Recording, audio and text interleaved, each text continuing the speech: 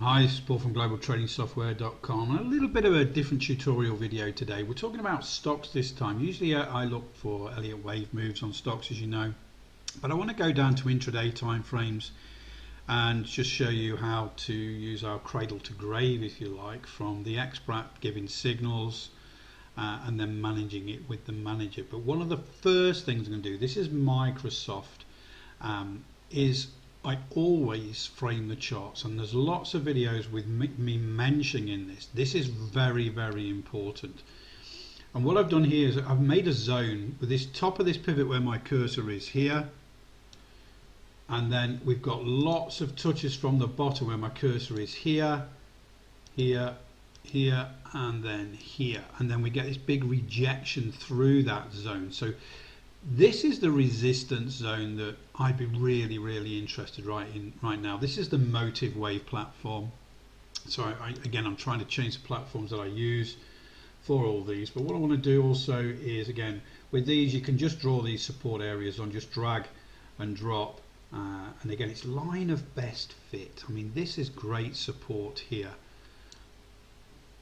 This is a great support zone here. So we've framed the charts. We have got higher support here, which happens when we're having bullish moves. So that's the hourly time frame. So if we're going to trade intraday time frames, we really need to look at the hourly time frame to see where the major support and resistance zones are going to affect those trades on the 10-15 minute type of time frames.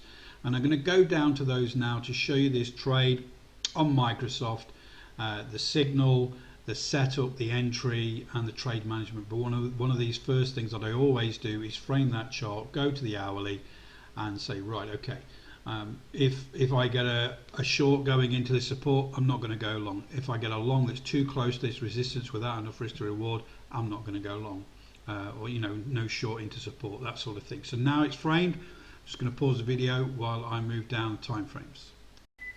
Okay, so we're on the 5 minute time frame on Microsoft now, and we have this big red resistance zone that we talked about earlier. That's now showing on the time frame. So 11th of August, we have the gap up. We have a 6-star buy at this point, but that first 15 minutes is always very volatile in there, so it's not worth trading. Always look a pullback after those gap ups.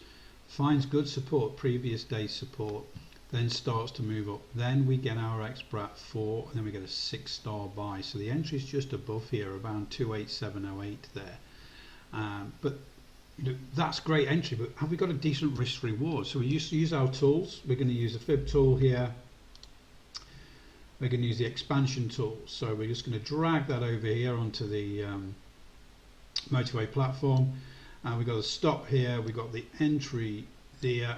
So then we have the entry on both points there. So we can see we have a 1 to 2 risk reward. So if we were to risk $1,000 on this trade right here, the potential reward is $2,000 before we hit that resistance zone. So for me, that risk to reward is good enough. Anything over 1 to 1.6 is a decent risk to reward. But when we're trading stocks, they're not like futures that there is a post and pre-market session, but in fact most of that action happens during the session. So we need to be a little bit careful. We also need to understand the behavior, and this is where the manager comes in here, because I really like to swing stocks when we get in that momentum, and that is really important to me, can you swing it overnight, see what happens, and then understanding that behavior to give you that confidence to swing it overnight. So we get this entry at 28707, but then it goes sideways. So what we do is we use the manager to gauge. Now I've got the manager set on conservative, day trading conservative. Why?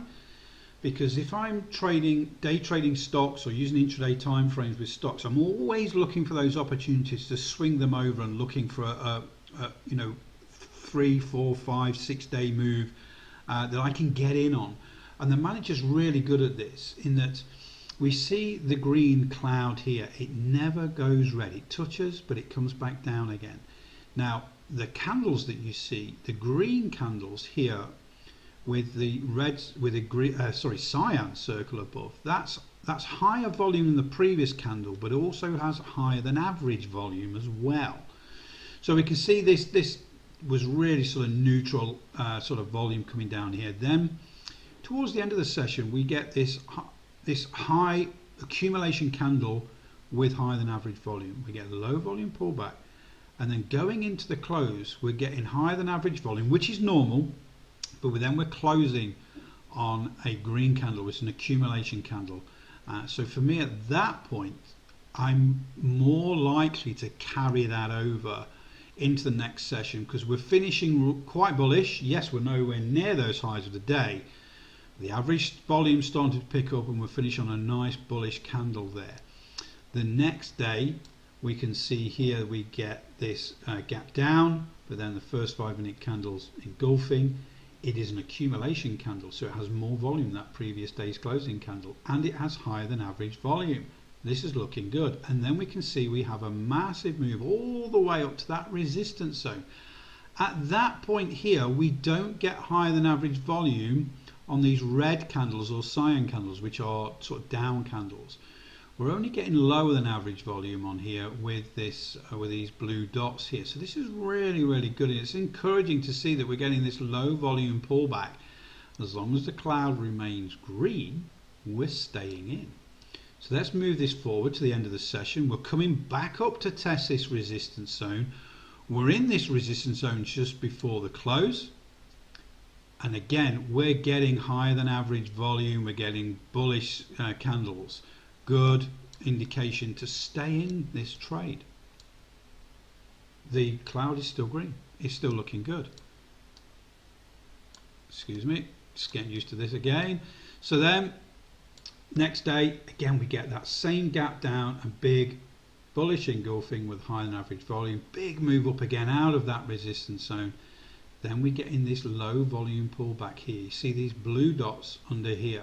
This is a low volume pullback. We get a higher than average volume down candle here, which is a warning sign. Most of the time we're on a one candle wonder.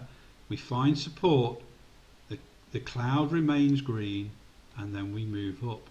And this is where we are right now on August the 16th, on the Friday. You can either decide to close out. Remember, you got in at 287, it closed at 292.90. But look at this run into the close here. We've got one, 2, 3, 4, 5, 6, 7 accumulation candles. So each candle has higher volume than the previous candle, but then we start to get higher than average volume as well. We're moving away from the cloud. The cloud is still green. This is an opportunity to stay in. If you want to, put your trailing stop below this resistance zone, which could act as support.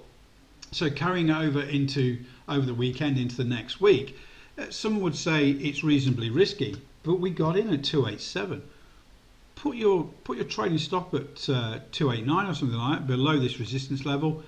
Give it a chance. And the idea of this manager, it gives you a chance. Now, obviously with futures that's a little bit different because you're a 24-hour product here. But when you start on a trade with stocks, always have in mind that you might want to swing this over to the next day, maybe the day after, if that momentum continues to go.